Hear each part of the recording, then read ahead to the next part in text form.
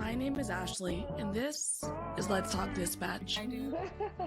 You're gonna do it. Do it really well. And I believe the world needs more dispatchers. Around in the mud, blood, and beer. Years that I'm not working 4th of July.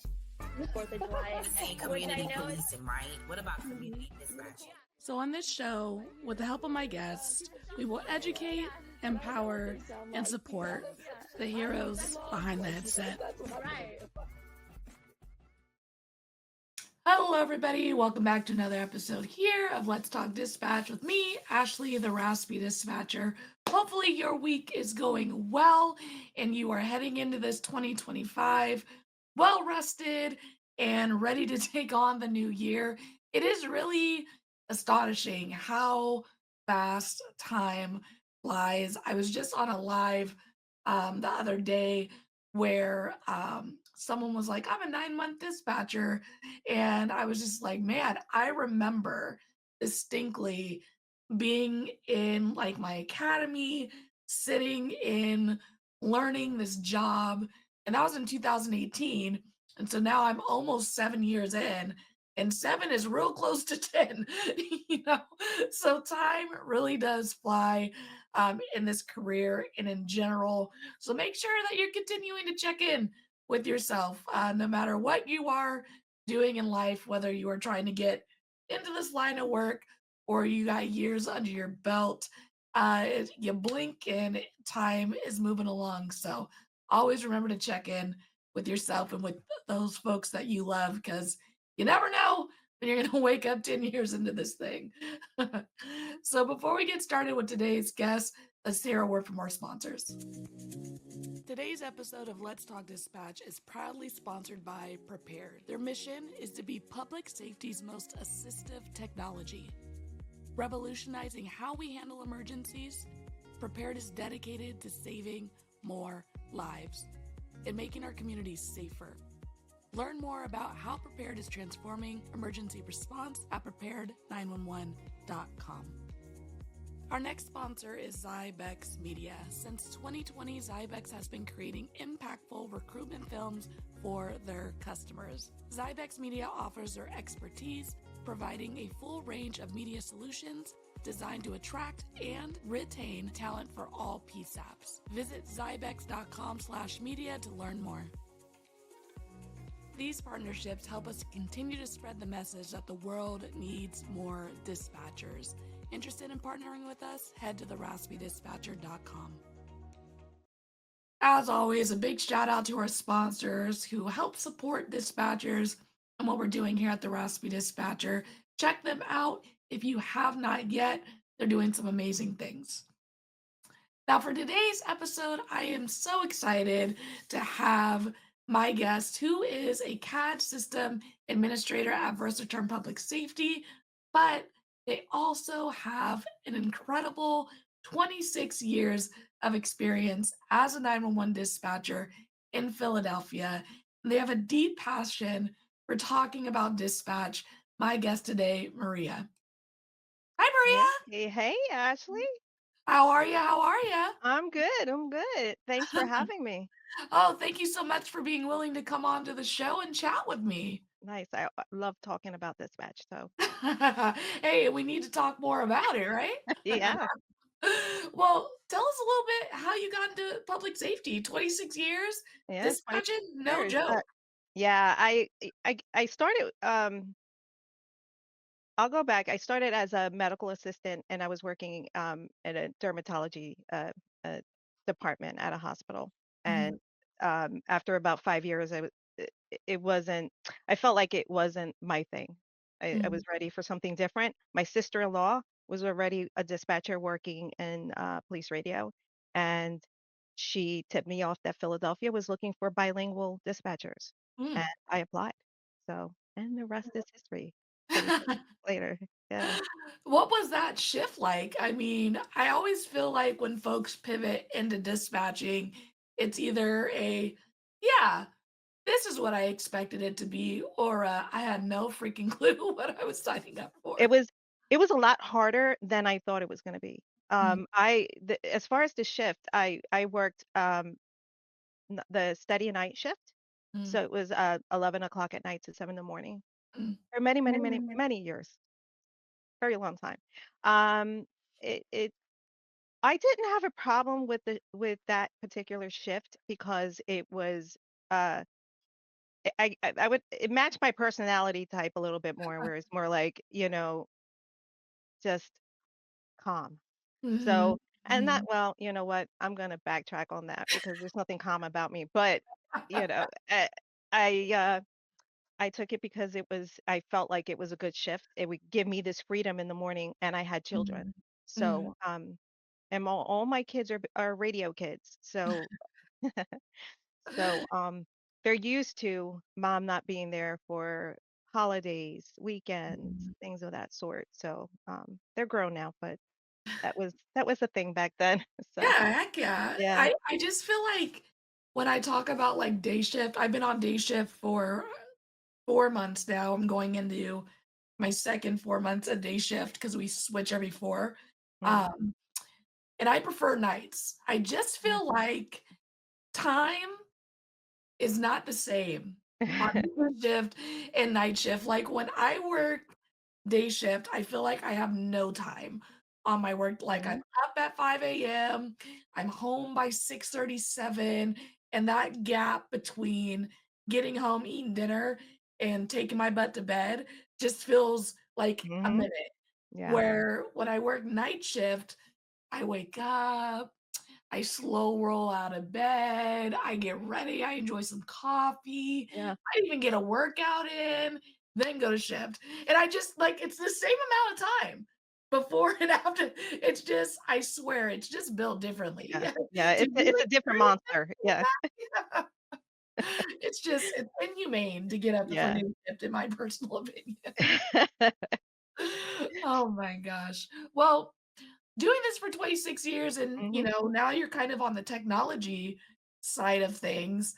What do you think is different looking at this job with, like, the tech that we have nowadays and being on this side of tech versus back then when you started? Well, back then when I started, it was, I wouldn't say it was a lot simpler back then, right? Even though we were dealing with technology, there wasn't this uh blasting of information overload, right? Mm, If things were Cobalt CAD, real clean, very simple, dark interface, mm, nothing bright, it was it was different.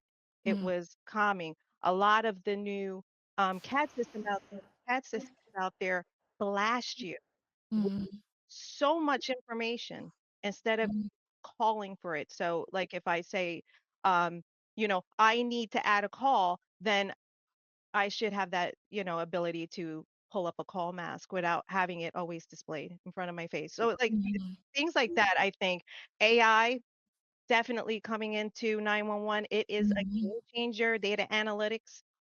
I think that the 911 can strike a balance between mm, the use of AI technology and maintaining that human in the loop, mhm, right?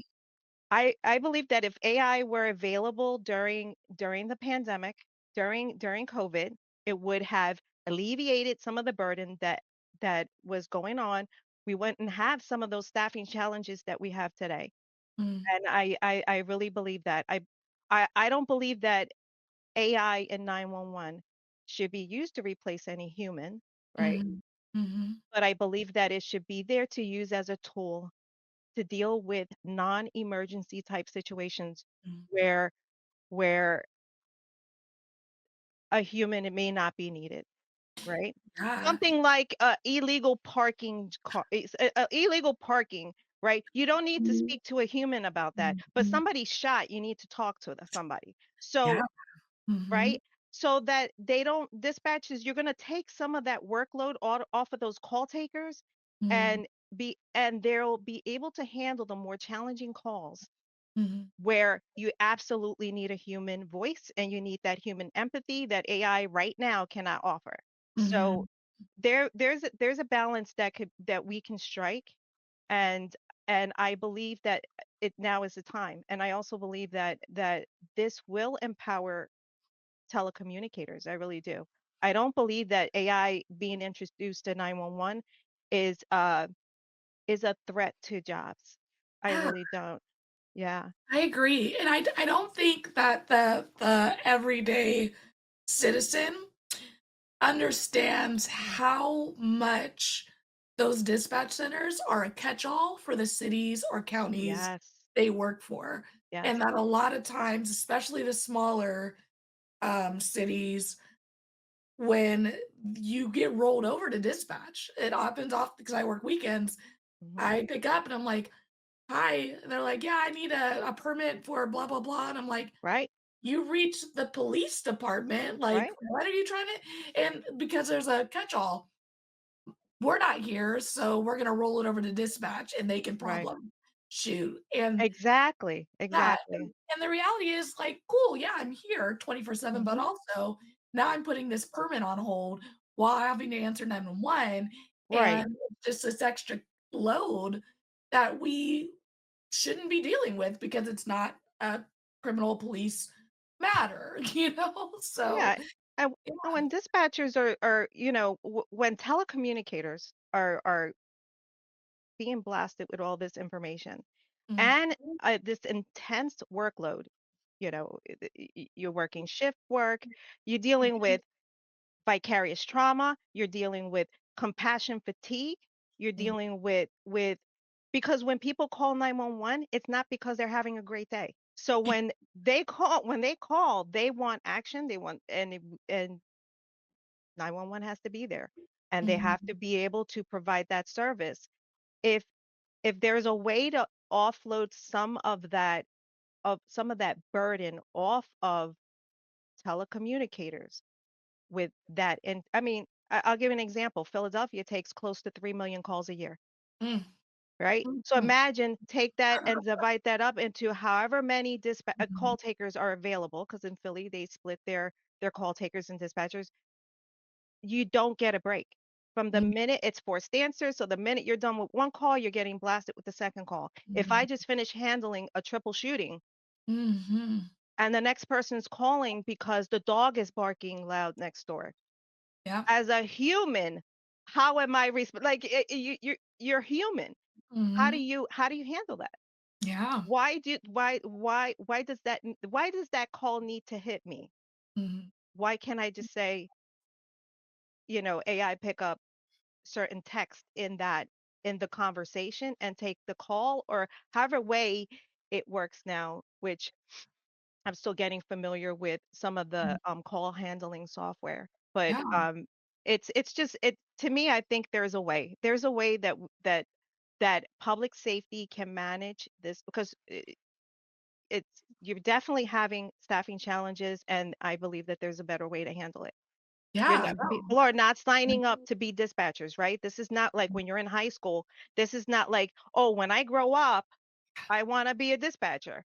Like yeah, that's not. I don't think I've yet to meet somebody that has one. I'm pretty sure they're out there, but yeah, I mean, I think that there's a way to do this, and there's a way to make that job more appealing, mm, where you don't have to use AI because you have enough manpower. And yeah, and in that sense, I think that dispatchers need more support. mhm. So, And do you think, like, obviously, like, technology for 911, is slow to come to our industry, yeah. right? We're kind of Mhm. we're the first ones who should have it, but the last ones to Right. receive it, right? I mean, Yeah. even like NG911, right? There's this big Mhm. hoopla about implementing this and the struggles Mhm. they're having just because foundationally and way out of my scope of practice, our Yeah. foundation, our structure with technology is lacking. So Mhm. there's these challenges in implementing bare minimum technology Yeah. into 911 because we have, maybe with lack of better words, kind of put that system on the back burner when we should Mhm. have been updating it all along. Exactly. And do you think that anyone had any idea, like, how important technology would be for this service? Because I mean, it's only a 60-year-old service, right? Maybe 50? Yeah. I think it's the 60th birthday recently. Like, Yeah, I it's think so. it's an infant, you know, as far as a service is. Do you think anyone had any idea how important technology would be for this answering the phone service that they thought of back in the day? Wow, that's really a good question. Mhm, I really don't think so. I think that mhm, they thought it was always going to be the phone rings, I pick up, I take the mhm, information, write it down, and then give it to somebody that'll give mhm, it to the officer. mhm. Something like that, Yeah. right? Mhm, I really don't think, and I also don't think that they consider, the fact that, and I don't think this is nationwide, but the fact that dispatchers are considered,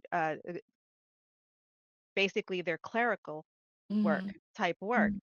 also doesn't give that impression of first responder status. It should Yeah. be certain programs available for dispatchers where they don't have to pay out of pocket for stuff for Mhm, such as mental health, mhm, things of that sort.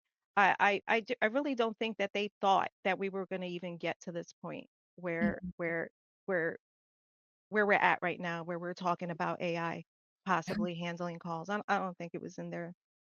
I don't Yeah. think they thought about it. Yeah, they were like, "We're just gonna give them this map book and, they're gonna be alright." Just Yeah. I remember picking up big maps and trying, Mhm, okay, they're here. I think they're here. We're going, mhm. okay, this is the best one to pick. And Yeah, just that's how we dispatched. It was yeah. now it's like, you know, computer dispatch. Dispatch It's true do this. though. I say all the time, like, folks who I've met who've been doing this for, like, 30 plus years, like, I don't think I could have done this job the way folks did it without the technology. I mean, Oh like, yeah. I'm in that, like, little bubble where compute like, Facebook was grow I grew up with Facebook. Oh, I grew up like, it was all this technology was becoming popular as I grew up versus, like, my niece and okay. nephews are like, technology is in my hand all the time, so I Yes, saw yes. it Mhm. evolve, and so thinking about it now, even starting dispatching in 2018 to now seeing text 911 come in, seeing, like rapid SOS, rapid deploy, Mhm. mapping, all Yeah. that be implemented just in my 6, 7 years, Yeah. I couldn't imagine those things not being around to help me with my job. So for the Yeah. dispatchers who've been doing this 20, 30, 40 years, man, props to you. I don't know if they would have kept Ashley employed doing this job back then, man, because it's tough. It's tough It now, is. you know? It is. It's tough. It's tough now. I would even say it's tougher now. Mm, I mm, and not that, I think it's because the amount of knowledge you need to have just to dispatch, you mm, have to know all of those systems. Back then, it was not that hard, right? mm, Now it's like I need to know Vesta, I need to know CAD, I need to mm, know radio, I need to know and you need to know all of these different softwares, ProQA, AppGo, mm, things of that sort. It's like you mm. need to you need to have some kind of knowledge, and it's like your pay's here. And it's like, oh, let's just keep teaching you more stuff and just keep your pay the Mhm. same. Yeah. So Mhm. yeah, And then yeah, every agency does it differently, right? yeah. Like, Hmm. every agency does it differently. I don't know, I was talking to someone, the other day. Oh, someone was like, "Oh, I'm learning how to read, the wants and the, Hmm. warrants Yeah, and when it comes from another state, like how it's just," and I was like, that is a prime example, just license plates, right?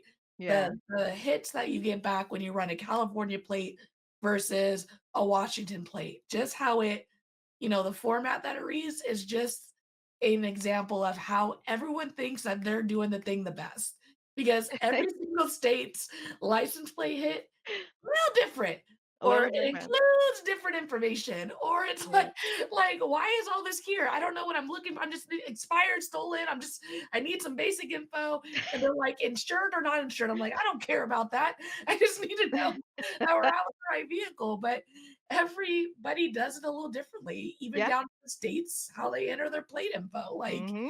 it is a prime example of if we could all just kinda get on the same format page, that Yeah. would be I wonderful.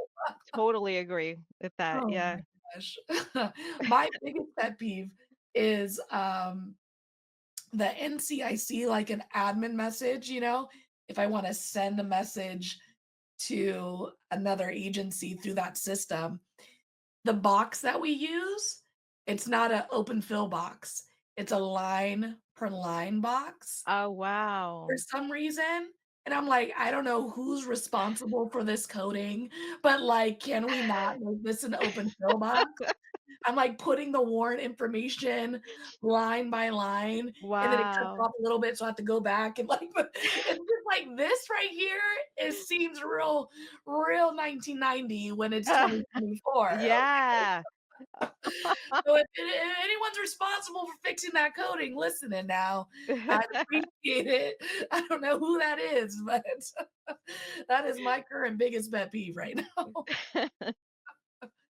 Oh man. Well, as someone who's, spent 26 years in dispatching, Mhm. and a lot of folks who listen are kind of at two stages of their career. They're either Yeah. just getting going, figuring out if they even want to do this, or, they've been doing this for a lot of years, and maybe they're looking to move into the private sector or get into another aspect of emergency response like software. Um, and with you, you've done the dispatching, you've pivoted into the private sector, and you're actually pursuing a doctorate in IT, which badass, by the way. But how do you see career paths evolving for I dispatchers or just having these options to pivot out of answering and getting into this I back end out of private sector section? yeah. I think opportunity allowed me to pivot, Mm, right? When I was dispatching for 7 years before I was pulled into my first CAD project, and it was a mm, CAD implementation project back in, like, I don't know, like 2004 or something like that. yeah. I was pulled into that first project, and it showed me that there was so much more to 911 than what I was exposed to. Mm, And I, at 7 years, I was kind of new, right? Um, and I became like crazy about it. I absolutely loved it. And I was like, this is what I want to do. Like, I want to do CAD implementations. Oh, okay. So I have to work with these people. So we worked, and after that, I was recruited into the administrative offices for as their CAD SME mm, and tester. mm, That sort of put the idea in my mind that take leverage the opportunity and the stable hours, because now I actually had normal mhm. hours. Yeah. Um, Leverage that and go back to school. Mm, And I'm a huge proponent of constant learning. mm, Learn, learn, be curious constantly. If your career is in 911, if mm, it's in public safety, then you should know everything. Just seek information, learn about it, learn about all the different systems that you're using. mm, Really learn about it. Learn about what other PSAPs are doing. Sign up as a NINA member, because mm. that's another thing. That is a financial hurdle for some dispatchers, Yeah. right? Having professional memberships to these organizations so that you can constantly be in a learning cycle where Mm, you're constantly learning it up. I'm big with that. Learn it up. Don't stop going to school. Knowledge is forever. And mm, and that's pretty much as far as the direction I took. Was I leveraged opportunity to get where I'm at right now. And I'm still learning. This is for me, it's just not like I don't feel like I'm come full circle, mm. but I feel like I'm close. So No, that's amazing, and I think it's so true, and I think oftentimes in, our day-to-day showing up, doing the job, answering the phones, we can get caught up in just surviving, right? yeah. We're short-staffed, we gotta answer these phones, I gotta get in here. um, and do my job and go home. But there is a level of investing in Mhm. this thing that you're surrounded with. Right. What do you enjoy about the job that we do? We have so much different technology. Do you want to become the expert on the CAD software we're Mhm. using? Our radios, your Yeah. vibe, the mapping. There's just so many different things that you can become an expert in Yeah. if, if you're intentional and your department, supports you in doing that. Yeah. I think that's Yeah. super important True. too, is True. departments need to have these conversations with their Mhm. people, send them to these trainings, get multiple experts on the floor because we are dealing with this software every single day, and everyone knows it's the Exactly. worst day in the world when the software fails. Mhm. And the person who knows the software isn't in the room, they're on Exactly. vacation, that's when the shit hits the fan is when the person who knows where the switch is not there. Yeah. So, Yeah. let's get everyone involved in really knowing these tools and knowing the Exactly. software that But we're working. here's the thing, Mhm, that in order to do that, they need to have adequate staffing levels. And then mm, we go back into this vicious cycle of we can't send anybody to training because we don't have enough manpower, right? mhm, So how do you fix that? mm, How do you fix that? mm, I mean, and I really truly believe that that's where AI can come in. You can mm. have that, you know, pick up for as many telecommunicators you have out for training, that can offset some of the workload that's Yeah, going to be put on the rest of the call takers that are there. yeah. Um, I. I just feel like, yes, training is definitely an issue. There is not enough training, and then the first person to get claimed when there is a situation that happens is the dispatcher or the telecommunicator. Um, so why not invest in training, invest in education, invest in mental health applications for dispatch? They shouldn't have to pay for this stuff, Mhm, right? Like mhm, this should be mhm, part of their work package, mhm. right? We do and it's just, for me, I just don't see it. Uh, I don't see it happening soon enough. Let's just put Yeah, it that way. I think it's it we're it, I think their public safety is in the process of acknowledging mental health issues with telecommunicators. I think that they're making attempts to do things and try to get help to them. mhm. I just think that there's a lot more work that needs to be done on that front.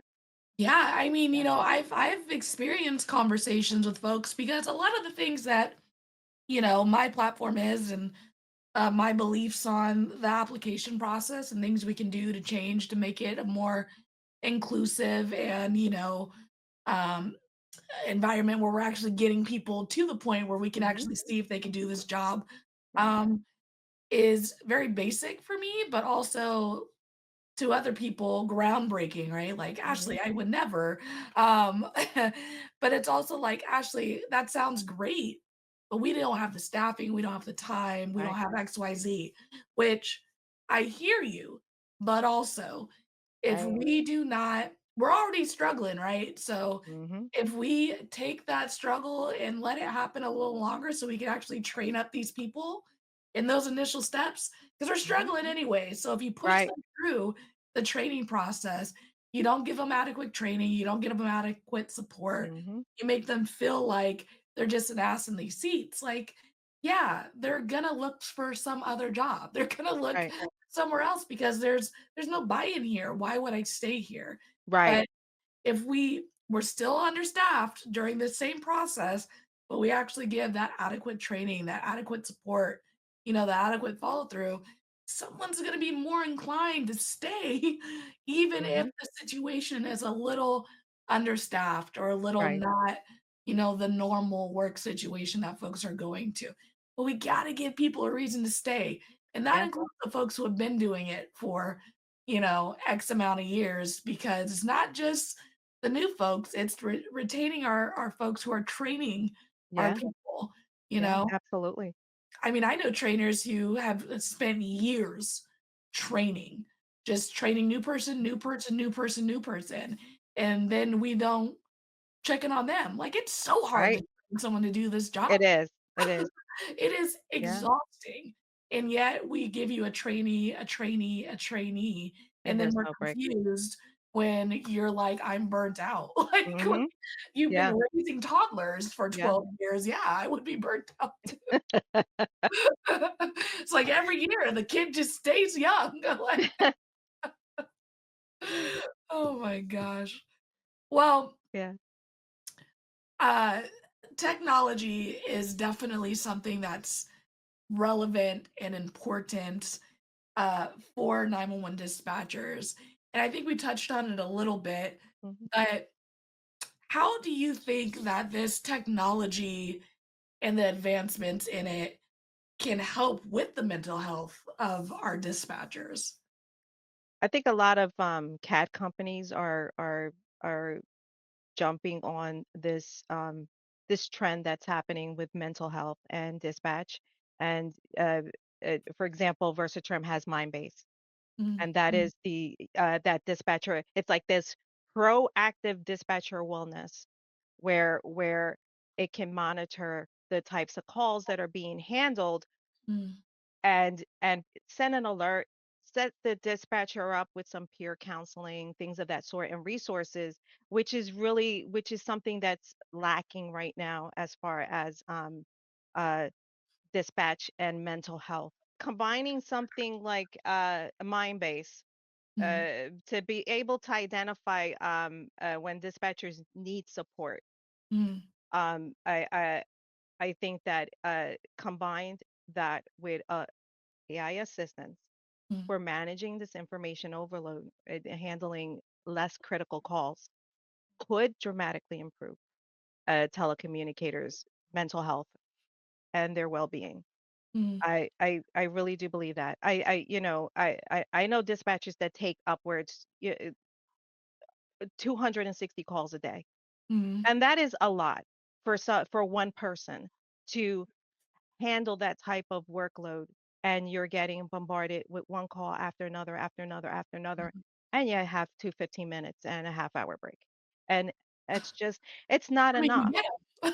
Yeah, it's not enough, and Mhm, it's overwhelming, and I would say even on a personal level, mm, there have been times where I've had to get up and walk away because I took a call that I sort of connected with mm, in a level that I shouldn't have connected with, right? mm, And I needed to walk away and sort of like regroup, wash my face, and then go back to work. But there's no touch base with that dispatcher, right? mhm, I'm not getting that. I have a problem. I mm, need help, right? mm, If there's not that touch back, that touch base with that telecommunicator, a month later, there might be an issue with a call that they took yeah, because of the fact that they're tired, they're exhausted, and I'm tired of hearing everybody else's problem, mm, right? mm, I got this going on at home and this is too much for me and I need to sort of take a break from this. I really believe that we can do better. mm, 911 and public safety can do better and provide more support for telecommunicators. And mhm. I just think that what's happening right now is just not enough. Yeah, and I think the key is preventative Mhm. efforts, Yeah. utilizing technology to have preventative measures in place because, um, like our service, 911 is a very Mhm. responsive service, right? If there is no crime that's been committed, Mhm. we're limited. Right. If, or the crime has been committed, it's cold and now we're limited because it's already happened, right? So Right. a lot of times in this line of work, we're responding to a crisis. And yet we don't learn from that No. when we have the opportunity to Mhm. be preventative in many ways, whether it's mental health, providing those check-ins or equipping our dispatchers with training to Mhm. prepare them for all the wonderful gray area that Right. exists in what we do when we answer 911. Mhm. Um, like creating those check-ins, those alarm bells that go off to somebody so they can check in. I was given a Mhm. scenario the other day, and they said, like, sergeant reports, your dispatcher had attitude over the air. What do you do? And my first thought was like, well, what was actually going on? Yep. Like, were they just getting hit with like a DV, a shooting, and then, Right. then they're coming up over the air for your Mhm. nonsense? Like, there's so much going on around just giving attitude over the air.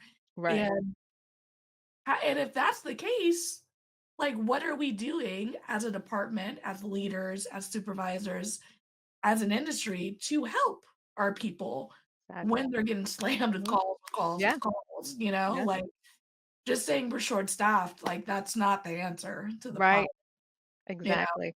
And if you're short-staffed and you're a supervisor and you're not going in there breaking your people, Mhm. slanging calls so they can, kick their feet up for 15 minutes, do better. That's just that's my personal opinion, you know?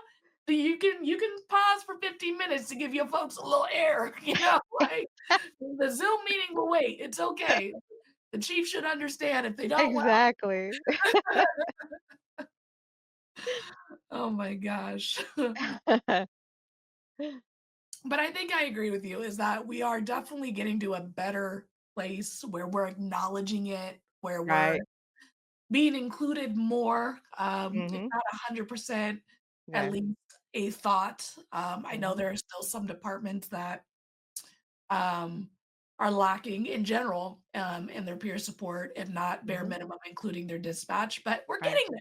We're Yeah. getting there. Baby steps, baby steps. Oh, baby steps is the truth. Yeah. Well, looking back at your career, what do you think is something that you're glad has shifted or advanced or changed over these years that maybe you didn't realize was so important when you just started? Oh, wow. I actually um, I what I've noticed is, obviously I've worked on multiple different CADs, Mm, throughout my career, mm, and I like to see the progression of CAD mm, from when I first started to where it is now, mm, where it's just so advanced and so robust and so instantaneous. And mm. that's how dispatchers everything has to be sub-second. When I hit that enter key, it better go. That's it. If I hit that enter key and it's spinning, Yeah, I'm that getting moment. upset. Hold on. I'm like, "Oh, it's about to go down, guys." Everyone hold your breath, All clap, cars stand by. hold traffic, less priority. My computer's doing something weird. Straight up. Yeah. Yeah, I think, I'm all about CAD. So yeah, I like to see how far CAD has come and Mhm, and how it supports telecommunicator work. I really do. mhm. I like that. There are very good aspects about the old school CAD, Yeah. right? But I like where we're at right now, so we're Yeah, doing good. Yeah. yeah, very cool. Well, switching to a little more of a personal note, Mm. you shared with me in the survey that you donated your kidney to your nephew back in 2013, and your 911 coworkers were really special and supportive during that process. Yeah. If you're comfortable, I'd love to hear more Oh yeah, about that definitely. experience. So I was Maria Gonzalez back then, Mm, and this was back in 2013, and it was life changing.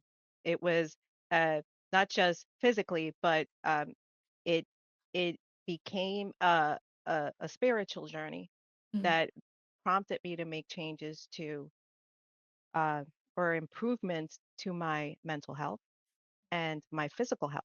So um, it taught me about the importance of dispatcher support. and how we work together and how we're family and the value of self-worth Mm, and gave me a sense of purpose. As dispatchers, we're always neglecting our own well-being because mm, we're so focused on taking care of the caller, taking care of others, taking care of a family. And at the time, I was a overweight, depressed dispatcher. They rallied around me when they found out what I was getting ready to do. And along with the support of my coworkers, there was a program. I think I'm getting emotional. There was a program called Battle the Badges, mm, which was the city of Philadelphia worked with Weight Watchers, and it was a contest between the police and fire departments on who can lose the most weight. mm, So I took advantage of that program and I mm. worked with my co-workers, my fellow dispatchers, and they during breaks, they would take me out for walks. We would work out while I'm dispatching or would march in place and do all kind like I was constantly moving. They even raised funds to help me pay for my mortgage and Mm, during my time that I was out of work. And so I have to give a special shout out to Philadelphia Police Radio for that and for mm. their incredible support during that time. And I won the contest that year. So Wow. by the time my donor appointment started, I had already lost 72 pounds Mm, and eventually reaching a goal of 100 pounds lost. And I couldn't have done that without them, and they were incredibly supportive during that time.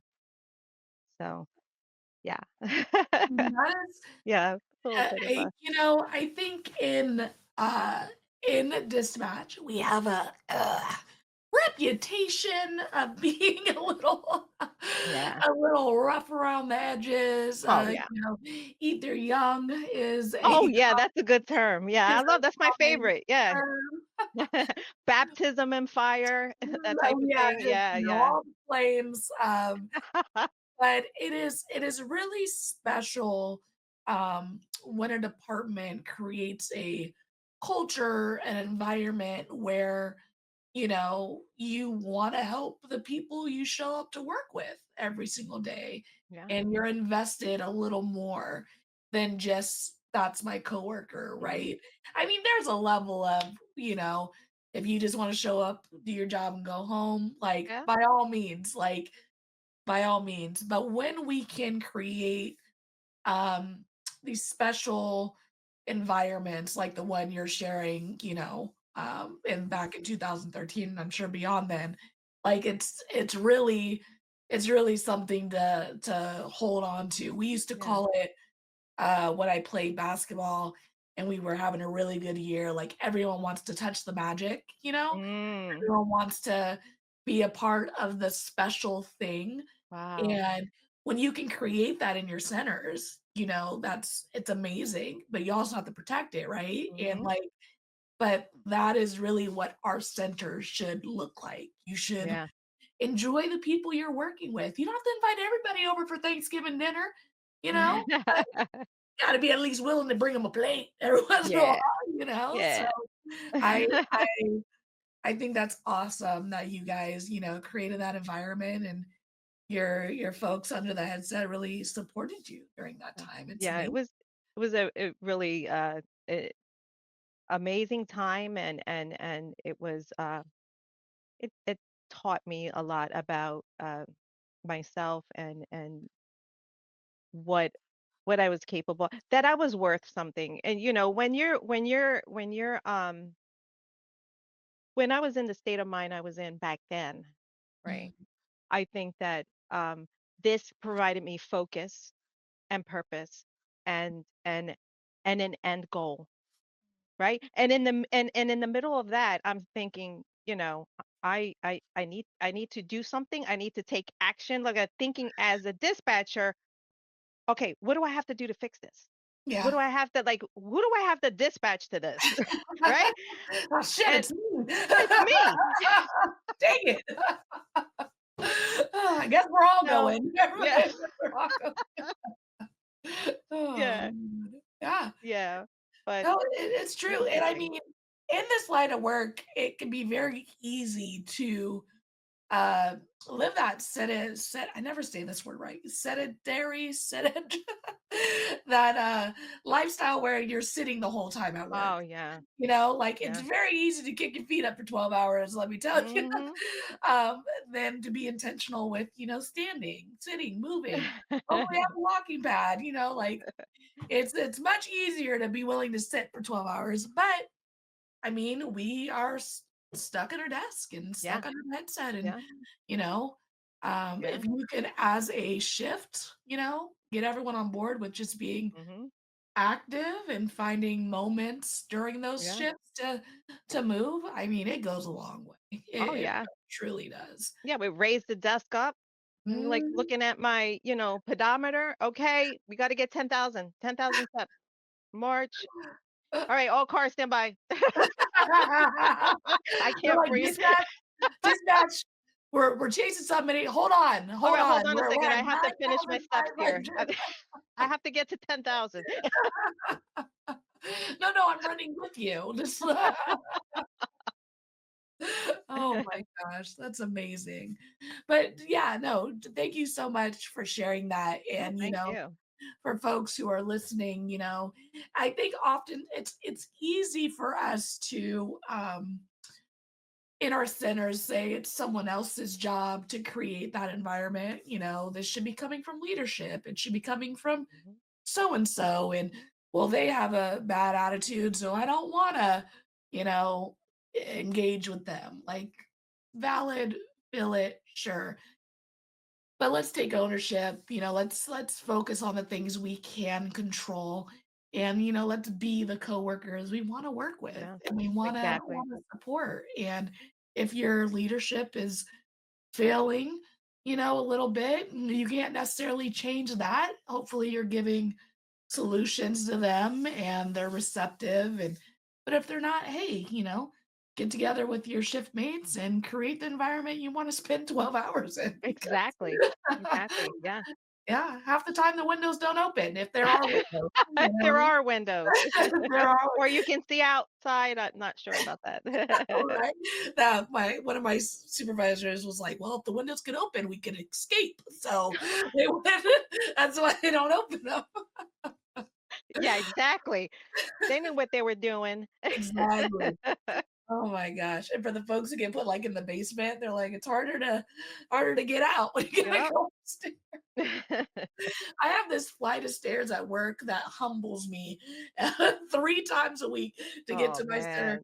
I'd be halfway up. I'm like, oh my gosh. And it's just they're like at this angle that is just extra. Like, Oh, why wow. made it this angle? Like, I feel like I'm Mount Everesting it. It's terrible, terrible flight of stairs. Well, this has been amazing. And one of the questions that I ask everyone before we jump off is, what advice would you give someone who is considering a career in dispatch? Oh, okay. Other than don't do it? Nah.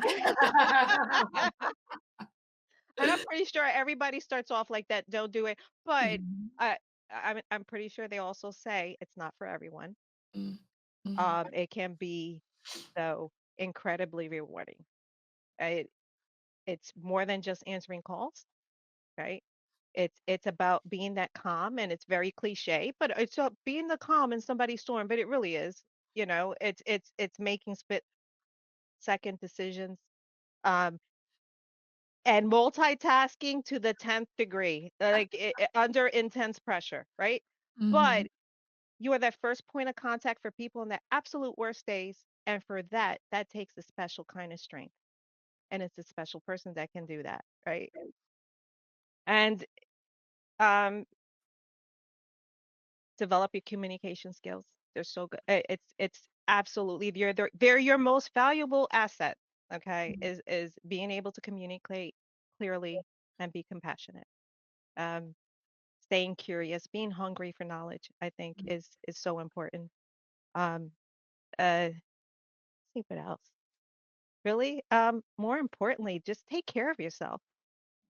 Prioritize yourself prioritize your mental health. I'm really big on that. And because you will hear things that nobody else has ever heard in their whole entire life, Mm, right?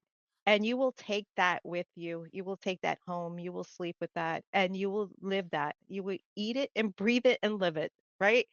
And that is in itself is exhausting. mm, And so mental health is extremely important. And in the end, your fellow dispatchers will always be there for you. They will always provide support because in the end, they're your family. And even I don't think I've been to a call center yet where I have not seen dispatchers just sort of like, you know, we're all in this together, and that connects us. We may they I've worked with people I didn't necessarily get along with, but I will always back you up. I mm. will always be your partner, and that is what that struggle is what connects dispatchers, and it's so important. Your fellow dispatchers will become like family. So if you're interested in taking that jump into dispatch, it is really rewarding, and I love to see young dispatchers and be passionate about the job.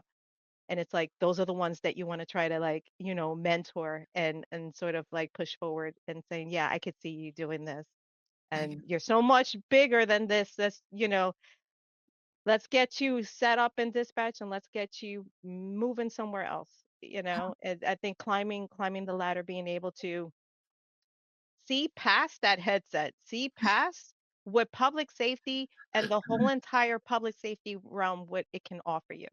I think that it's it's it's like no other.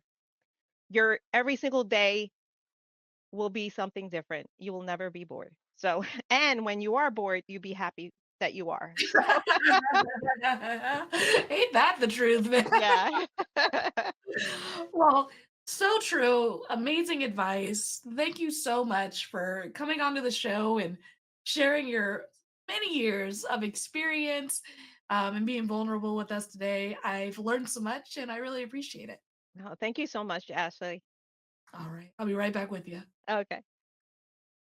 All right, everybody. That was another amazing episode here on Let's Talk Dispatch. And genuinely, I think one of the biggest, there were so many takeaways today, but one of the biggest things that I took away was, excuse me, was really being intentional with continuing to learn and gain knowledge about this industry. Like struggling with my outro here. You should always be learning, wanting to learn more about this job. Figure out what excites you outside of just answering those 911 those 911 calls. Are you really excited about that CAD software? Are you really excited about NG911 and how that's going to implement your center? Are you a radio gal and want to learn all about the radio software and systems? There are so many places to go and learn about the things that feed into our centers. And who better to be an expert at those things than the folks who are utilizing those softwares and services every single day? So go find that information, join those organizations like Nina and APCO, and bring those trainings to your center. Ask for those trainings so you can become knowledgeable. And maybe if the time comes, maybe you'll pivot into the private sector and continue serving 911 just in a different lens. Until next time, everybody stay raspy and, of course, continue to take care of yourselves. We'll see you next time. Thank you for listening to Let's Talk Dispatch podcast. Don't forget to hit that subscribe button. You can find us wherever you listen to podcasts, including Apple Podcasts and Spotify. If you're interested in becoming a guest on the show, or maybe even submitting your own story, you can do all that and more at theraspydispatcher.com. Until next time, stay raspy.